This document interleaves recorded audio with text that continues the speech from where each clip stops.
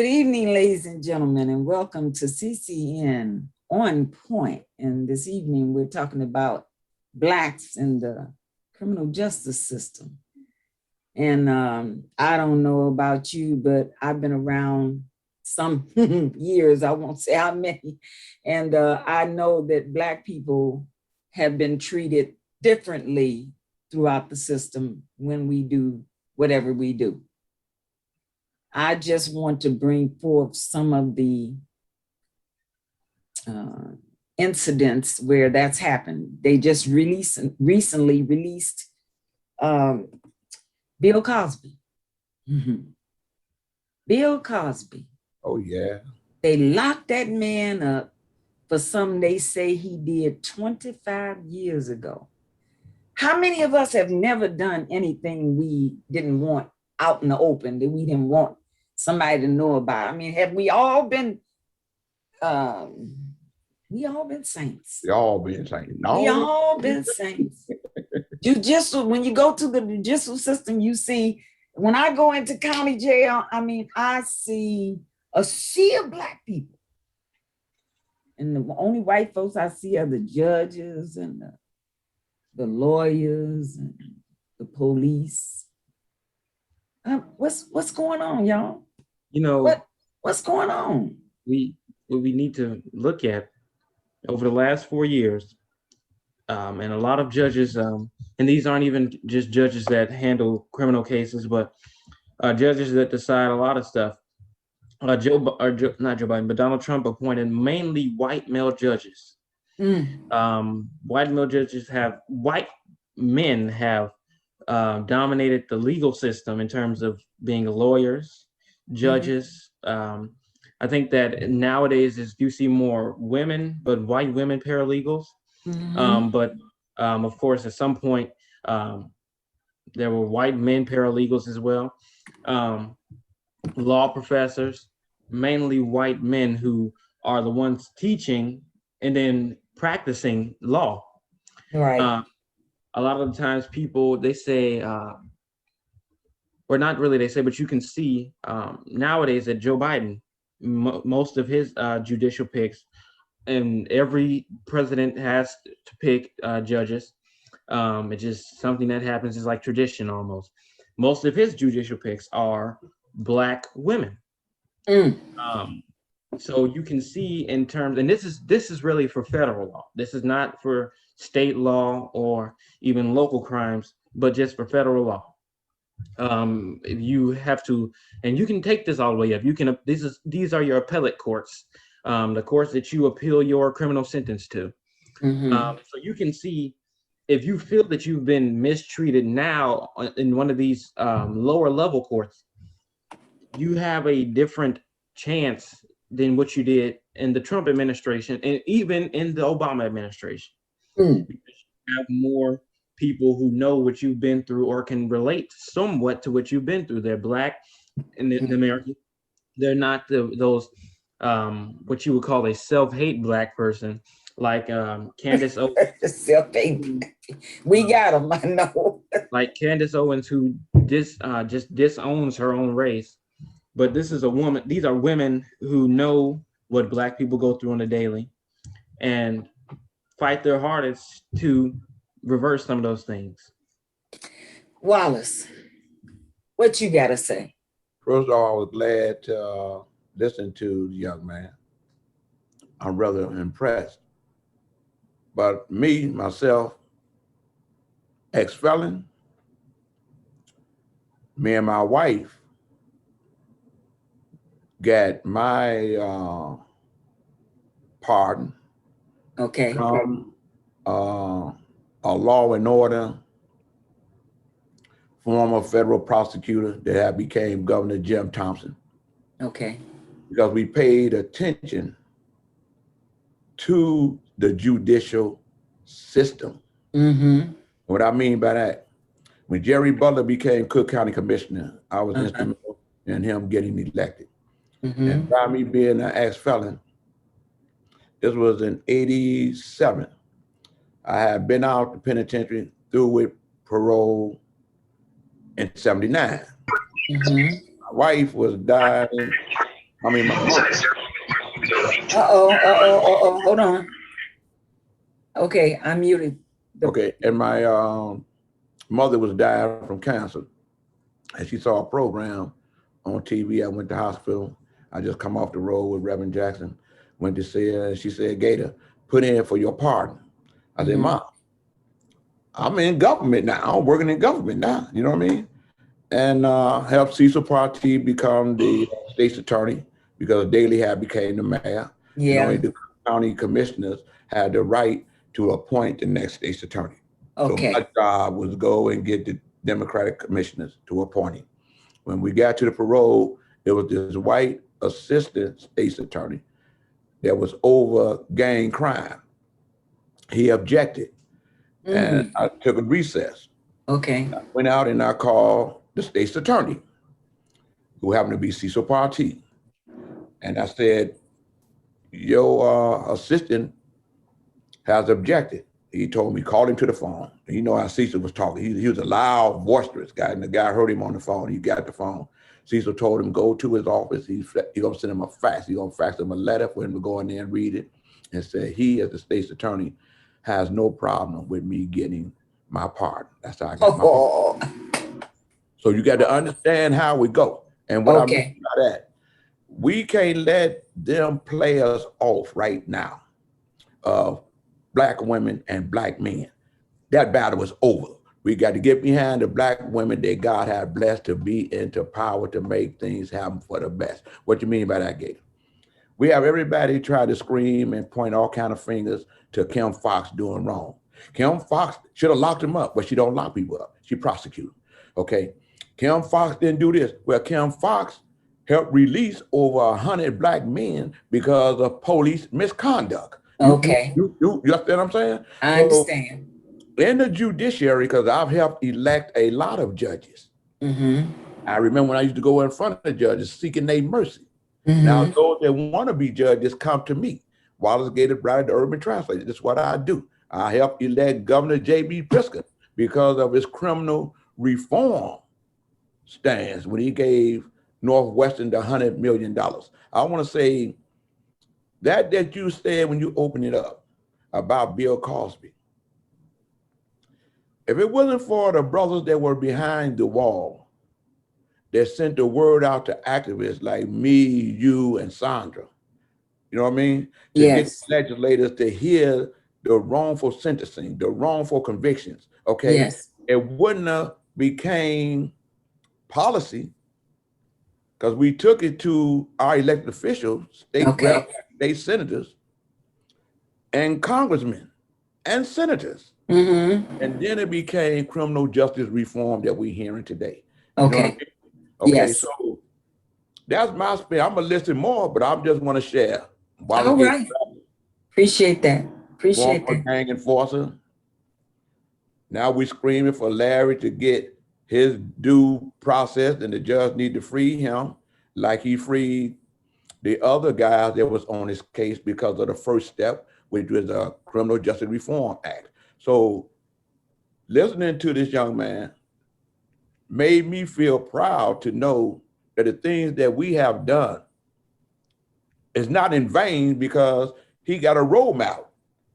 Because he can deal with verifiable facts. Absolutely. That they've been through it, you know. So that's my spin. Abu, Abu, Abu, Abu. Let's hear from you. Unmute yourself. Can you hear me? Abu? All right. It's your opportunity to tell us what you think about the criminal justice system and Black people. All right, I think he maybe have some issues with his mic. Hey, the boy. Hey, can you hear me now? I can hear you now, yes, sir. Okay, respect to you and Brother Gator. Thank you. Okay. I came in on the tail end of what Brother Gator was saying. Something about prison reform or Bill Cosby being released. Both. Both. Yes, both. We were Well, talking about the fact the bill got released, and I say he probably shouldn't have been there to begin with. But anyway, that's just my personal opinion.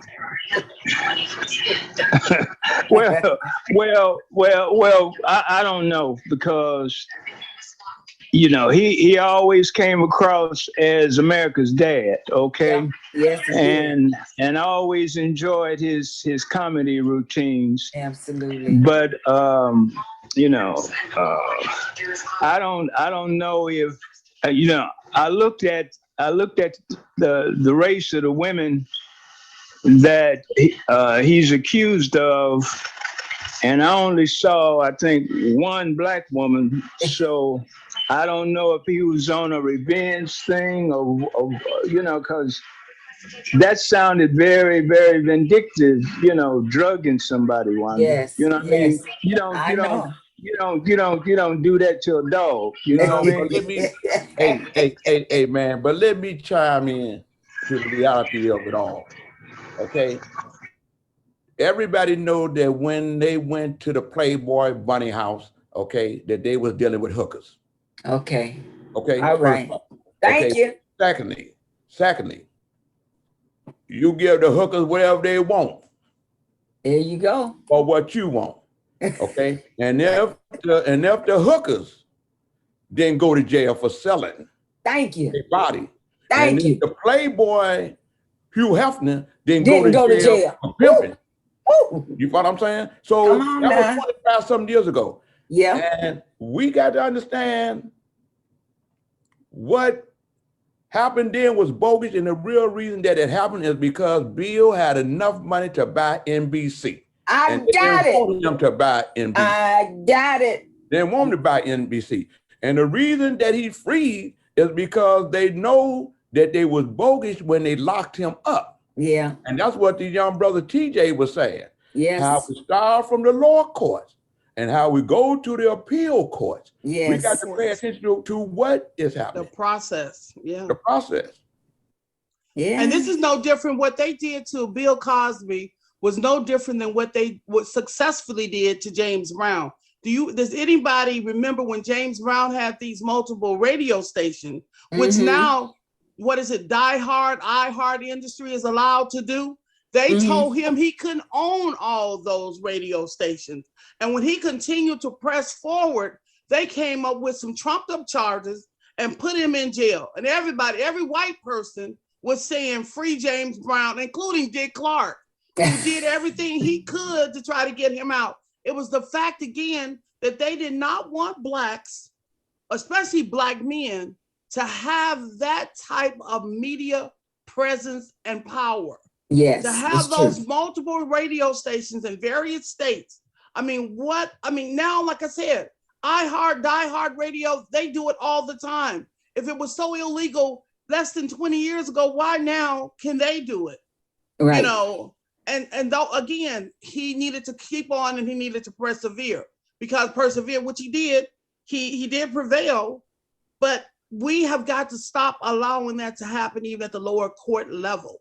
Yes. And it just shows you that billionaires, they will go after which they've gone after a couple of billionaires also with white bills, but they will go after our black male billionaires for the simplest things. Absolutely. The simplest things. Absolutely. Absolutely. And pay attention. And Wanda, could Yes. I interject behind what Sandra's saying? What's that? As long as we've been captive in this country, how can you expect sanity from insanity? How can you expect sanity from people? Because us being here was a crazy situation in the first place. And then with us participating and tolerating the politics of containment and suppression, we're trying to make sense out of nonsense when God the Creator only expects us to use common sense. Yes. We have to pay attention. This now is not only the first time, and this is what you would describe as almost a coup d'etat. you remove somebody from a position to which they can do something, and then for the ability to put somebody else in that position who That's is more correct. likely. Well, listen, you're right. And Levette, then we have tell us what you got to say about what TJ is saying. He's right. What do you think? Can you hear me? Yes. I can hear another television or something in the background. It's a little. Okay, Somebody got some mute. I'll go. Okay. Okay. All right. That's that must have been a boo. Okay. Well, it seems as though if you're talking about the judiciary, and we seem to always be on the short end of the stick when it comes to judges, when it comes to justice, and we have to start locally. I made a telephone call to a young woman, and I said to her, you know, I'm the chair of art and culture on the Garfield Park Advisory Council. And I said to her, I need some of you young people to come and give your opinion. I'm not the one that continues to do this. I want you all to come and do your poetry nights and bring your instruments, and somehow we've got to create leaders, and we can't continue to talk about what's gone wrong, because hindsight is 2020. And we do know that if we look back, as the Sankofa spirit says, to look back to go forward, we can never forget what's behind us. Mm-hmm. But we can do some kind of different thinking, because there was the Kerner Commission report that says 50 years to the future, which we're in now, the statistics remain the same. So if we keep hearing from the same people, saying the same things, circumventing those that do have creative juices and different thought patterns, but you still have these antiquated leaders who pull us backwards every time there is a change to move forward. So I'm going to do this, each one reach one, because sometimes when you talk to the masses, your voice is muted. And that's why I don't do marches. When Black people get involved in marches, their message and their agenda is pushed to the back.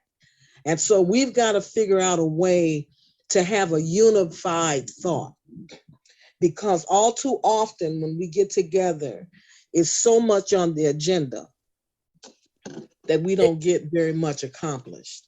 So we have to find out first, what is our ultimate goal in changing the thought pattern of the world and how it views Black people. That's the ultimate goal. Oh, I'd like to say something. Sure, go ahead. She's 100% correct. By me being, what can I say, Black Hebrew, Okay. you know, with Prince Asiel and them, okay? Mm-hmm. We, in my opinion, because I do it within my life, Mm-hmm. I keep my past behind me as a doorstop Mm-hmm. to remind me of where I come from. Where you come from. Same way like the Jewish community do. Mm-hmm. They backstop is not again or never again or whatever it is. Mm-hmm. What happened to them will never happen again because they get that backstop, never again. Mm-hmm. And they go forward. Yeah. They realized that America was silent while Hitler was doing what he was doing. Mm-hmm. So they became politically astute by virtue of making sure they work their money like they work their money, how they work their politics. Where in our budget, the United States budget, they in there. You know what I mean? What we have to realize is we have excelled. And we have excelled from a different point of view. I keep mentioning TJ. Black women have finally came out and let it be known to the world that Black women was very instrumental in that man becoming the president and that Black woman becoming vice president. In my opinion, they are no longer being apologetic for being Black women and doing what they have done to make the Democratic Party what it is. Okay? Because of that, all the other women has got in line with the fact of Black women doing what they feel in their heart to do. Ida B. Wells, they didn't want her to be recognized as being a Black woman when the white women and all the other women got the right to vote, to the point she had to get in the head of the march when it came to our town. Yes. We as a people, in order to make everything better, is because we as a people are now speaking fairness from an inclusionary point of view. Yes. Okay. Only way everything gonna be fair is if we are about the fairness in an inclusionary point of view. That's correct. That's correct. We, by the grace of God, in my opinion, because of fairness, because God is saying it's time for fairness, like he come out with the COVID and stop sports to get everybody's attention. I've heard the young adults say, Gator, they signifying now, man, Gator, we a chicken on the way from a Black woman being the president. You know what I'm saying? Okay, look at the fairness of what's happening. Maxine Waters is over one of the most important committees dealing with the financial piece, to the point that Black women was instrumental to making sure who the woman was gonna be to be over the treasury community. So now, or the Secretary of Treasury, now they ain't got to apologize to make sure that Black banks get their proper share of the money. Come on now. Come on now. So this is where we are, Brother TJ, because these are the lessons that we're speaking about. That's why when Sister Hayes spoke like she spoke, she wasn't saying that she was against people marching. She said she ain't marching because her piece of the quilt for us to do what we got to do don't consist of marching. Yes. But she got her role. She got her role. She's the part of the cloth for the quilt. See, TJ, you know, our grandmother and them got pieces of old red and made quilts to keep us warm. That's Sister Hayes know what I'm talking about. You know, so hey, I'm just saying, we can't miss out on the opportunity, in my opinion, that God has presented for us. That's right. Okay, Juneteenth was very important this go round because the young adults understood. That's right. That's right. The Fred Hampton story. What is it? Black Messiah and the Judas, or whatever it is, was very profound this go round, because my sons, that's 23 and 25 and 20-something, was able to sit there and say, wow, Dad, that's Fred Hampton Jr. and his dad. And I'm just listening to him because I know I was a Black Panther, you know what I mean? Okay, we marched on the roof on Madison and Western, you know what I mean? Okay, free breakfast, Gator, even though I had a process, but I was selling the Panther. I'm just giving it to you right. So the thing become this. So I'm listening to him. Okay, then I heard TJ, what's the name? Nipsey Hussle, and Jay-Z come with the song. Oh man, what is it? Is this the way I feel or something? Help me out, TJ. You got to help me out.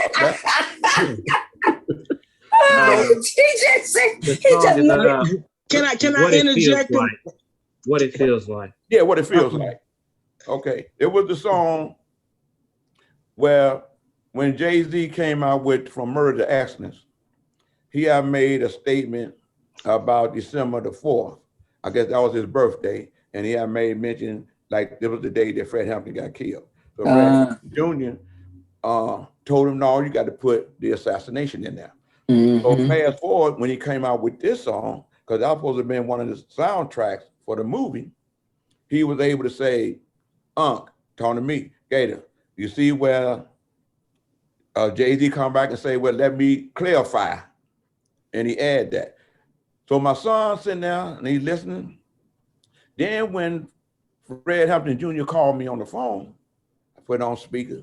Son said, you know his son? I said, son, let me tell you the power of his son. His son was in the womb of his mother when they killed his father and shot him. Born 25 days after. Right. You follow what I'm saying? So that's the ism. Yes. I'm sorry, Sister Hayes. You know,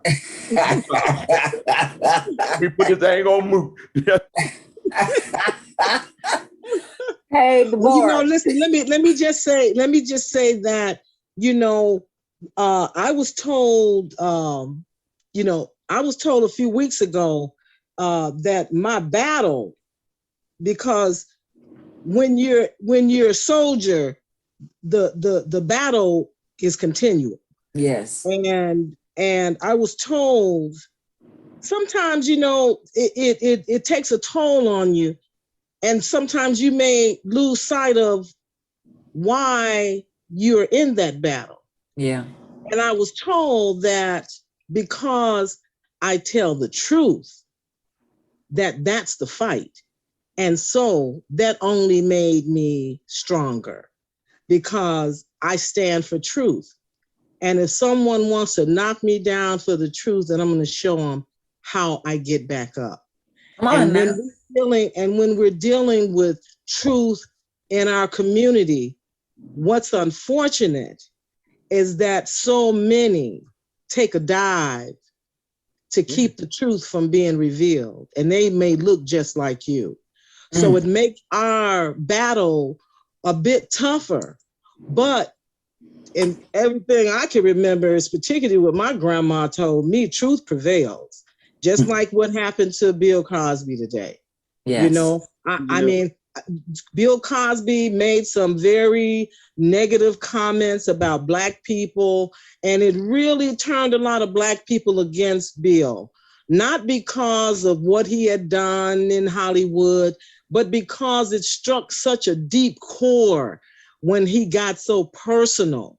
But just as what happened to Michael Jackson, just what happened to a lot of the celebrities, Wesley Snipes, when they hit rock bottom, they realized who their true friends were. And so as Bill spent his days in prison unjustly, that I can stand up and say, when white women particularly would go off to Hollywood or Hollyweird, and they went without money, they knew they were gonna be on the casting couch. That was the name of the game. So even if they did what they did in the past, that was the name of the game at that time. Quaaludes, alcohol, whatever you want, you can get. And so you sleep on the casting couch and you get a Hollywood job. That everybody, I knew that when I was in high school. You'd hear that through the grapevine. So fast forward to the future, they want to get paid for the mistakes that they made. Yeah, it was a mistake. They should have been doing it. I don't condone it, but it is what it is. And that's what it was. And that's why they found that he was innocent. Then the DA in whatever county he was say, no, we're going to do justice different. We're going to try him again. And that's what the unjust, I never understood how they could have done that. But now today, the vindication that he got, it showed that we've got to push that narrative across America, that the BS is over.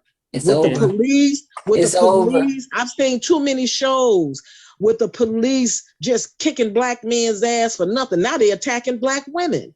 And so we've got to put young people like TJ in position. He's already running for office at his school. So we've got to encourage young men like him Go to get keep the rest going. of them.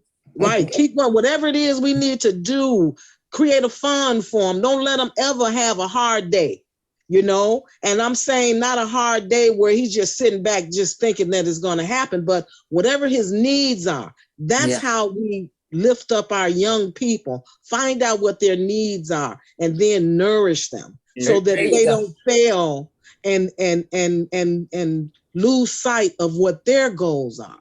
Right. So as older people and community, it's time to really go within and seek out these people, because I look for them. I call them 20, 30. You know, I just called a young woman today. She's in her 20s. And she said, Miss Levant, thank you for just thinking about me. And I was like, you know, yeah. I said, I'm sorry I didn't reach out to you a few weeks ago. I've been busy. But she tells me her ideas and shares with me. And the only thing I could do is like, okay, keep up the good work. I just want to know where you are. So let's call them and encourage them to be leaders. You had something you wanted to say? Yeah. Because I got to get off of here, because this is what I want to share with you. Only because I got 2 clients that's running for judges, and I got to make sure they do what they do so I can pay my rent. Anyway, TJ, take my number down, and you got a pen? I want you to call me, because I'm gonna follow up on what Sister Hayes has said. Okay, go ahead. 312. Okay. 371. All right. 6914. And I'm gonna give you my email address. LA. Ready? Yes. Okay. LA. Gator. GATOR. The letter B as in boy. The number 4. PEACE @yahoo.com. And in your spare time, Google Wallace Gator Bradley, Larry Hoover, Jesse Jackson, and Bill Clinton, and you will see the gravity of what I am mandatorily inclined to do to aid and assist you. Oh, look at you. Thank you. Okay. Gator, thank you. Thank you so much. No. Because he's our poster child. He is our poster child. It's a thing, when we was going through the thing of going from gangster cyber growth development, okay, we were having where you had GDs that didn't want to change their life, and then GDs that was made to change their life. So the thing was, many are called, few are chosen, but only we, the willing, were the ones that would do the job, even for the ungrateful. Okay. He shows that he's willing. And all the networks and stuff that we got, all you gotta do is call me. Hey man, that's how I maintain the blessings that God gives me. And that is by sharing it. You know, I ain't no Bible told that I'm gonna miss a lot of Christmas and Easter at church, but I do know that God is a sustaining God. So man, hey, it's on you. You got it. Call me. Hey man, I got you. I'm with that. Sister Hayes, Boo Campbell. I've been watching you. You take care. Peace and blessings. Thank you. Miss Deborah, I know you had something to say and we didn't give you that opportunity, so please. So much. Thank you for having me here. Yes. Oh, absolutely. Everyone on this, I'm going to say Skype, but on this picture show, owes it to our future to reach back and pull somebody up. Now, you may not be as eloquent as Gator. You may not have the connections that he has, or who Madeline, those connections. And I know in the past, I might not have anything, but what little I do have, I try to make sure that I reach back. Every time one of these guys come through this house, I stop them. And say, did you notice the sun and the moon was right there together? Did you see why that was? I was so at awe talking about what's the thing? Juneteenth. Yeah, whatever I can remember, Juneteenth. that so many people were not aware of it, Yes. and only going by what some of the media was sharing. And so again, restate what you know, as long as it's correct. Be positive, be purposeful in what you're doing, and let the negativity go. It's, you know what, things have happened, they've happened, they're done. Be aware of it, but don't live on the negativity. Be positive. There you Use go. positivity, because these children who are going to be pushing us around Yes. when we can't get around ourselves. Yes. We have to give them some of the tools. They were born with the tech, but we've got to give them the tools. And as far as Mr. Bill Cosby, I was late coming on, listening, trying to figure out and getting just about how they released Bill Cosby. How it wasn't that they said he didn't do it. Of course, we all know I'm a 60s child. Thank you. I know what was going on. Yes. and that was commonplace. And I think, who was that? The Hefner, I think he had just died when they were still into that. I said, look at the biggest pimp, just got away because he passed. There wasn't nobody gonna pull him in. But people was mad at Bill Cosby because he was speaking the truth. Yeah. He was bringing truth to us folks, and we was mad because he was saying it and we wasn't accepting it. So folks get mad when truth comes to them. Yeah. We have to stand on the truth, good, bad, ugly, or evil. Yeah. If it's the truth, stand on it. If you're telling the truth, you can stand on the mountaintop and shout and remember your truth. But right. if you telling a lie, you got to remember the lie. You got to remember this, that, and the other. And that's why a lot of people tell on themselves. Yeah. Just like some of those people who said Bill Cosby did what he did, they eventually said, oh, well, but this here was happening. We know what was happening. Yeah. Just again, reach back. That's it. We owe it to God. That's part of the be fruitful and multiply. Yeah. It's not all about doing that other stuff and having those babies. It's about multiplying, being fruitful to our world. That's right. And to the spirit. That's and right. Multiply. All right, Miss Agnes, give us your input on, Bill Cosby's release and the criminal justice system, how Blacks have fared with that system. Got to unmute yourself, Agnes. Okay, what about you, Michael?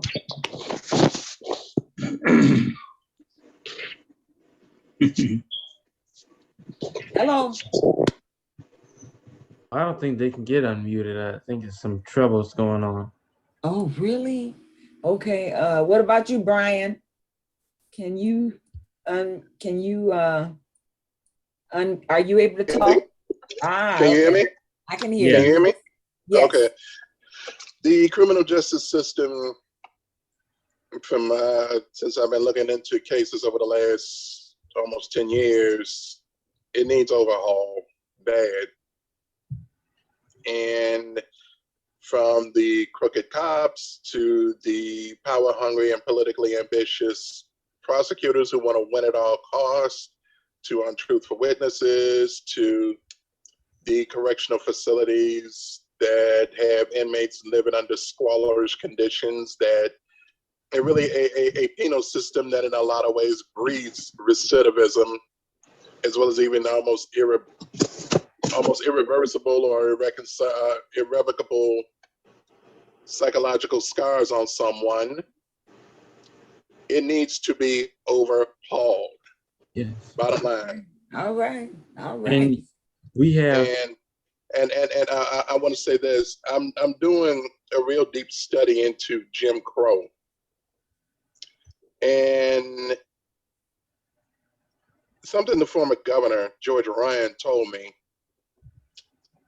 he said that the worst thing you could do to someone is give them life in prison, no parole. And this is coming from a governor who eventually would go off to federal prison himself.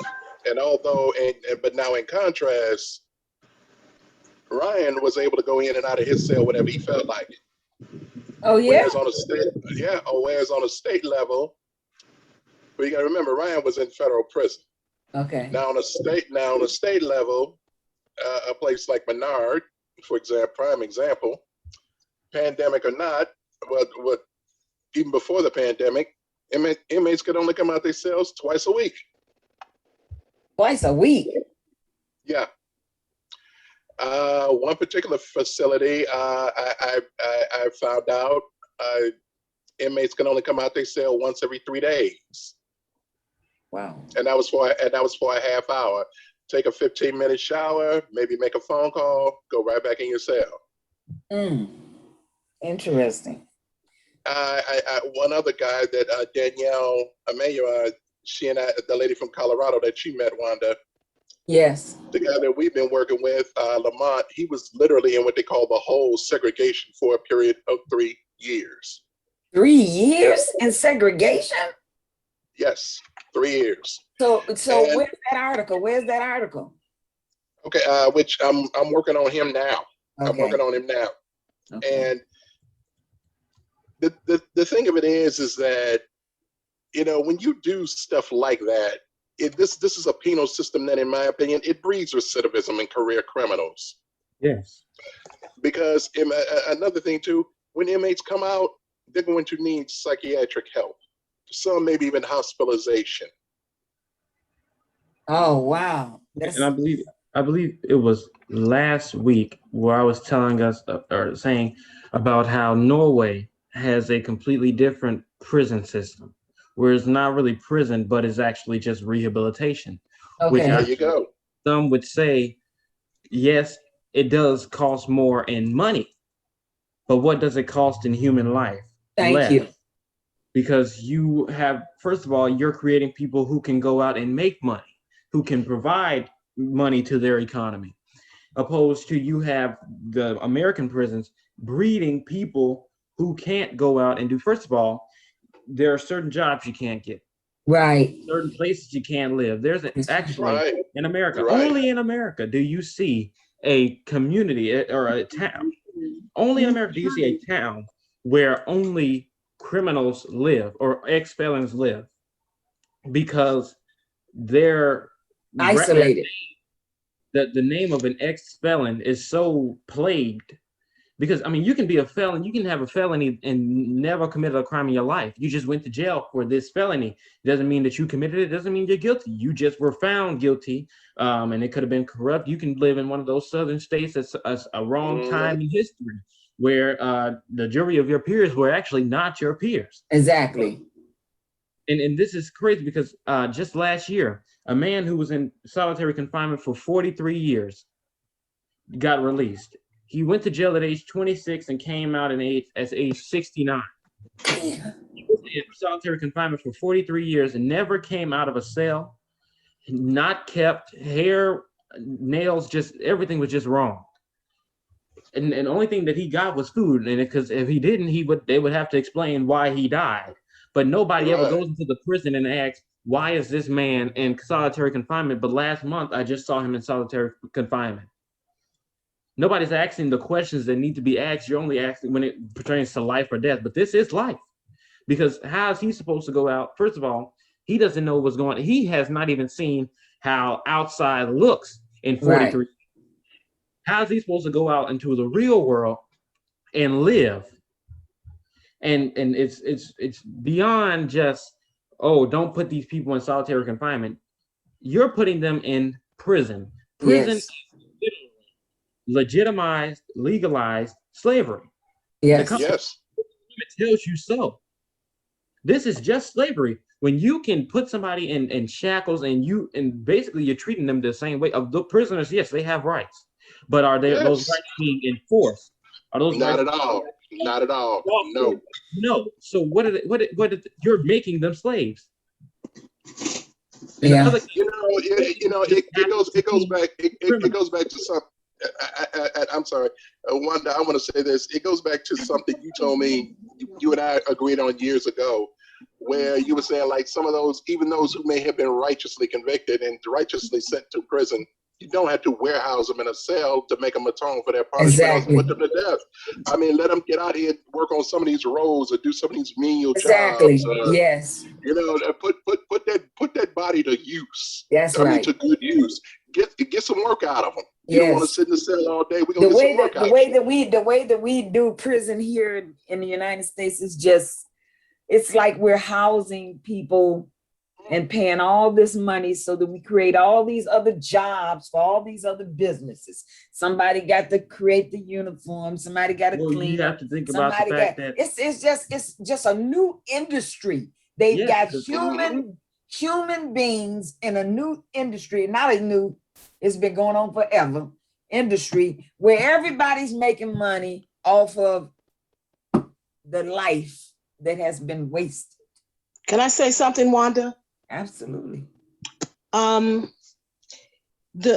system that we're talking about has been a system that America has used since our human incarceration in this country. And as we try to get rid of that system, they would always create, I'm saying white America, would always create another system, the peonage system, which caused a lot of men to be enslaved even after slavery was over.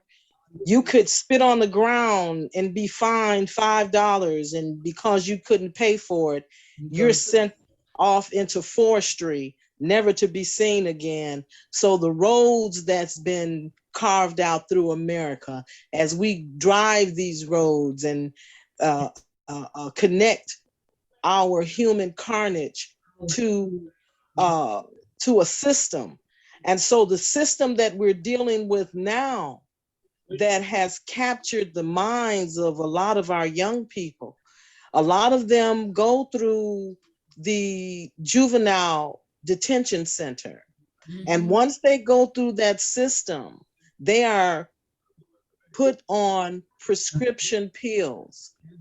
So after 6 months of getting $150,000 per child, they are then put back into the community or with their relatives.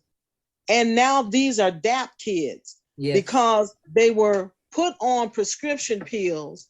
Now they're out on the streets on drugs and alcohol. That's why I call them DAP kids. Drugs, alcohol, and prescription pills. Who can handle that? And so we're not equipped as a community to understand the mental breakdown that our young people are going through, while people in leadership continue to put a Band-Aid on it. It is a lot dire than just a soundbite on the television. These are 12 and 13-year-olds that are wreaking havoc on our community. But why they're going to do something about it, because now they've gone to other communities. The news reports from yesterday to today show that they're hijacking in every community. So what is the mentality, and why are they acting like this? DART released 4,000 to 5,000 young people, not young people, but because of COVID, they released 5,000 inmates back to the population without the resources following them. Wow. So our demand is, if you're spending $150,000 on these young people while they're incarcerated, that money's got to follow them, from mental well-being to housing, to tracking, to follow-up, to health and wellness, to proper diet. Yes. If they can do that, and then that would probably be half the cost. Yes. So someone is intentionally destroying our community, maybe to get us out of it. Yeah. Because you cannot continue to have this havoc being wrecked when I'm seeing every 2-flat that's being renovated is being renovated by Spanish people. I'm not blaming them for anything, but somebody's got to know how are they getting all the 2-flats in the community. It doesn't mean just because you see them stop, just because you see them working on it 2-flat doesn't mean they own the 2-flat. Listen, they've been contracted out. I'm talking about people. No, I'm talking about people that I know. I'm not just saying every situation. I'm saying I see what they're doing. They are living in these houses. They are buying the lot next door. They are gating it. They are making it into 2-flats where there were single homes. They are also trying to move from one community to the other. I'm not talking about people that are just buying and selling. I'm talking about people that are relocating. And but I'm saying, but Levette, this is available to Blacks also. No.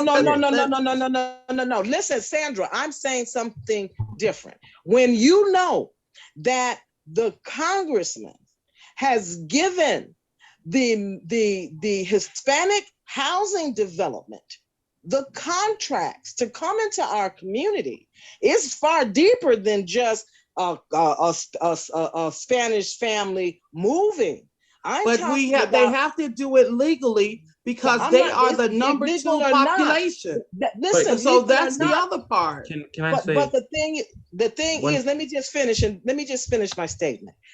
When we are faced with situations that is in leadership, such as the county doing fast track on people who've not paid their taxes. So when you have policy that puts us on the back end, that's the fight that is hard for us. So it is not just the Spanish people. I would take advantage of every opportunity if I were them also. But to give someone a leg up, I know people who've been denied. This is all across the country where they go and they send a Black couple to go get a house, they qualify, and then the realtors tell them, well, you know what, you don't qualify. Send another white family and they go in and they say, well, we'll give you some money to move in. Correct. So we've got to understand those kinds of battles. It's not, you're welcome to buy and do anything you want to. But when you've got a battle that's artificial, that's what makes our existence hard. Can I say something to what Sister Levette said? One second. Go ahead. Go ahead, Abu. Okay, this is part and parcel of what we have to deal with when we're dealing with control and containment politics internal to our community. Now, you have to keep in mind, external to our community, keeping in mind that America is not just a country. You have to factor in that America is an empire. Mm-hmm. An empire, not just a country. America is doing business all over the world. Correct. Why aren't we? So until and unless we deal with the control and containment that our so-called leaders are forced to do, or maybe even some of them willingly do, locally, regionally, nationally, we have to answer look, every day, when I want to see the battle that keeps me invigorated, I go to Roosevelt and Pulaski, and I see men and women who have become brokenhearted and disgusted, nodding off. So until we are willing to pay the price about control and containment, because giving credit where credit is due. That's what I'm getting out of the persons who call themselves espousing Donald Trump's leadership. They are not going to tolerate nobody controlling and containing them. Interesting. And thank you, Abu. Thank you for making that, again, for bringing in the fact that, again, that we are global, that global is part of the external. When we talk about the community, the things that are going on here and the Black communities in Chicago is the same thing I've been complaining about ever since I got here. I hear a lot of talk and very little action. I see, I was just on the phone the other night with 2 other community leaders who, again, who've been here constantly, who said the same thing as we were talking about what's going to happen with the new Obama Center. And again, the fact that a commitment to the community was not signed.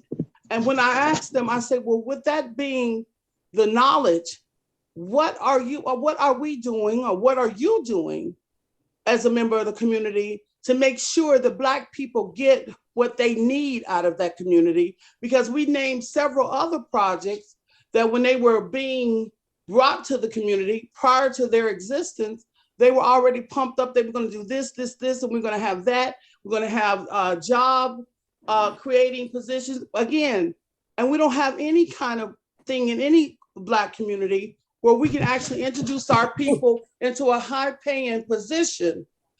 We don't have anything that teaches our Black community, people in the Black community, to earn more than any $8 or $10 an hour. And it's only going to be more than 10 now, because the minimum wage has changed for the city of Chicago, but we have not prepared our people to earn more when they don't go and get a degree in college or don't come out of a college institution prepared to work. We have to do something else and utilize the programs that are available. I can tell you, I used to look at the report annually, and I could see where you could actually buy property or have property received through the federal programs was returned. Millions of dollars were returned because we did not utilize them here in the city of Chicago. And no one ever questions, and no one ever goes and looks to see, why was this money returned and why weren't individuals in the community? And that means every community person could have applied for it and been eligible, because if you can get a car, and I see a lot of people with car notes, if you can buy a car, you could qualify for those programs. And it just did not happen. Those are the kind of things that, again, when we talk about policies, processes, systems that have been designed to contain us and keep us poor and keep us out, that we have to go look, address, and then we have to educate the members of the community on how to apply, how to do research, how to find these programs and fill out the applications for them. That is the only way things are going to change. The only way. And the first thing you got to do is start teaching them how to use a doggone computer in addition to a cell phone. It amazes me that everybody can do TikTok, FaceTime, Twitter, but when you ask them to go on a computer and research something or go and research anything, they stand before you. It could be 50 of us in a circle, and only 3 of us know how to actually utilize that smartphone to do any kind of research and go get the information we need. And very few know how to go and look to see if there's an application for that program online. You don't have to go downtown or go to the satellite facility to apply and participate anymore. All of these organizations are required to have it online. Yes, they still have pen and paper because not everybody has it. But those who don't have it are those who are going to be left behind. And there should not be a 25-year-old, 35-year-old, 45-year-old being left behind. It should not be. And when it comes to the prison system, again, once they made it and put these prisons where they are on the stock exchange now, they were warned, we as a community were warned that, again, we would be greater targets, Blacks and Browns, people will be greater targets to keep these prisons filled. We did nothing. We did nothing. And yes, it's not about rehabilitation. Like they said, if they can make money for some kind of system, making license plates or doing whatever they have them do, the numbers should be large to keep the capacity filled so that facility looks good on the stock market. We should not be allowing that to occur. We have so many things that are gone wrong and have gone wrong in the Black community for such a long time that it is about time we sit down and pick them out and start addressing them and stop really complaining about them if we're not going to do anything about making real change. Well, that was well said. You're correct. We need to make some real vigilant decisions and do some things to make things different. Ladies and gentlemen, we're out of time. We're going to have to continue this conversation the next time, next Wednesday, 6 p.m. Thank you. Thank you. Thank you, everybody. Thank you. Good night. Thank you. Thank you, Abu. Thank you, Labette. Thank you, everybody. Have a great night. Thank you, Wanda. All You right. too. Okay, Bye-bye. Wanda. Thank you.